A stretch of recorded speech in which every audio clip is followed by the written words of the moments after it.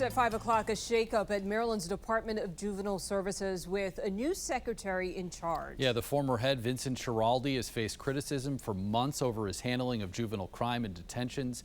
Governor Moore asked him to resign just days after he expressed support for Schiraldi's work. Because the truth is that one person is not responsible for the record drops that we have seen in violent crime. One person is not responsible for individual incidents or increases. This is a team effort. I'm confident in making sure that our team gets the job done. We do have team coverage tonight. Our Maryland Bureau Chief Brad Bell sat down today with Shiraldi to talk about the sudden change and reflect on his leadership of DJS. Also, Rebecca Pryor looking ahead to who's now in charge, the newly appointed secretary, Betsy Fox Tolentino. We start with Brad in Upper Marlboro with the very latest. Brad? Yeah, so I talked to Secretary Shiraldi. He's still secretary until the 20th, and he had an awful lot to say. Now, the governor made it very clear, and we've heard from people in his administration, that they felt that the pace of change was just not happening quickly enough, and heading into the summer season when we often see juvenile crime spiking, they decided they wanted to make a change now.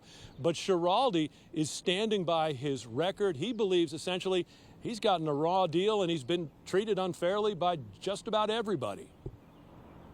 Vinny Schiraldi has been involved in juvenile justice for 45 years, working with troubled kids like those he introduced us to 2 years ago at the Cheltenham Youth Detention Center. That's his passion. But he understands now he has become such a lightning rod when it comes to juvenile crime in Maryland that the time had come for him to go. I think that the media fixation on me was problematic, and it was hurting the mission, and that's what we all have to care about the most. He says he told his boss he'd leave by December, but admits the governor's office told him yesterday now is the time. They picked the time, but I said it's happening. From the start of his tenure, police and prosecutors blamed Schiraldi's DJS for failures in the juvenile justice system. Just last month, the Laurel police chief sounded off after a 16-year-old suspected of breaking into more than 120 cars in one night was ordered immediately released by DJS. I have little hope there will be further accountability for him due to this broken system. Schiraldi admits he could have worked better with others in the juvenile justice system, but claims much of the criticism is unfair. When those kids come before us, we don't go by what police think, and that is frustrating to them. We go by what the charges are.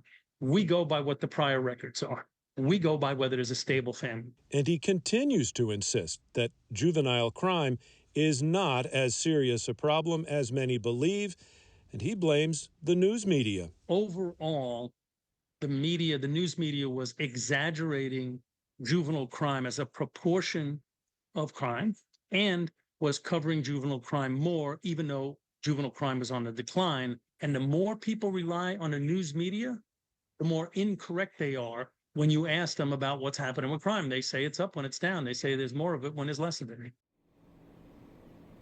Now, I can tell you that this reporter, I have done many stories on the juvenile crime spike over the last several years, and we were being told constantly by the police that this was an issue. They were seeing more and more crime being committed by juveniles. So I think what you're seeing here is one of these things where people were talking past each other. Schiraldi has a very certain belief set. He just doesn't think that it's in the interest of these kids to be detained. He believes it's best in the community, and there were so many others pressuring him to say, look, these kids need to be removed from the environment that led them astray in the first place. So now he's moving on. In Upper Marlboro, Brad Bell, 7 News. Important perspective from Brad Bell. Thank you, Brad. Last October, 19 Maryland sheriffs signed off on a letter demanding Schiraldi's resignation. The letter focused more on violent crimes, including a murder in Columbia, Maryland, where the suspect allegedly committed the crime after DJS released him with an ankle monitor. Sheriffs from Prince George's, Montgomery, and Charles counties abstained from signing that letter. Our team coverage continues now with Rebecca Pryor from our Baltimore sister station. She's introducing us to Betsy Fox Tolentino and questions about what her appointment actually means for the future of juvenile justice in Maryland. Well, she's certainly no stranger to the system, already spending 11 years working inside of DJS. which has some wondering if her leadership will truly bring change or more of the same. Taking over during a time of turmoil, with police, prosecutors, and residents all raising concerns over troubling youth crime trends. You have to have some consequences. Governor Wes Moore appointing Betsy Fox Tolentino to lead Maryland's Department of Juvenile Services. An attorney bringing years of experience. She's new to the role, but not the system. In 2005, she began her career as a public defender, then transitioned to DJS as the Director of Legislation in 2011. She'd stay with the department for over a decade, rising in the ranks to Deputy Secretary of Community Operations until 2022, when she left to manage juvenile justice initiatives at ROCA, a nonprofit working to reduce violence among high-risk youth. I've known Betsy for the past decade. Southeast Baltimore community activist Arch McCowan also sharing success stories, working directly with Fox Tolentino in the past. There are a handful of kids. We had a kid involved in a crew of armed robberies here, carjackings. ROCA was able to reach that kid. They're not out doing any of the stuff that they were doing anymore. That was Betsy that helped coordinate that. We also know detention has a negative impact on community safety. But during a presentation in 2022, Fox Tolentino championing many of the same anti-incarceration beliefs held by Vincent Schiraldi. Does it get us anything good? And what the research told us is really no. It really doesn't. When you're incarcerating young people who don't need to be there, they're more likely to continue in that delinquent behavior.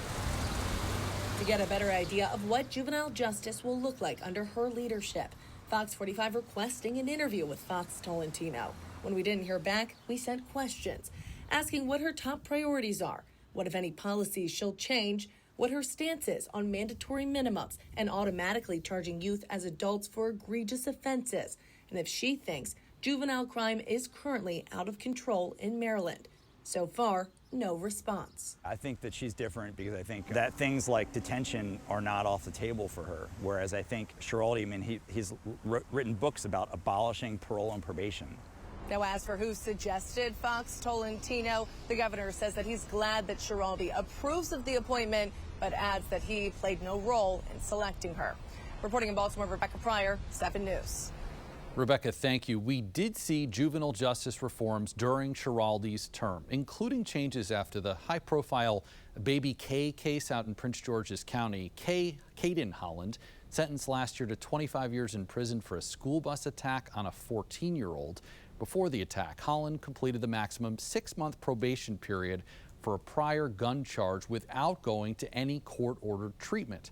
Last May, Governor Moore signed a law extending probation periods for juveniles from 2 to 3 years. The reforms also expanded the types of charges kids between 10 and 12 years old can face. And while Shiraldi faced criticism during his time at the helm of DJS, he also brought in some positive changes. Our Maryland Bureau Chief Brad Bell spoke with him just about a year ago to talk about the Thrive Academy that was trying to help keep kids safe. Brad spoke with a teenager who was sentenced at the time to Cheltenham Youth Detention Center about how recent changes there are giving him more hope for the future. You can find Brad's full story on our 7 News YouTube channel.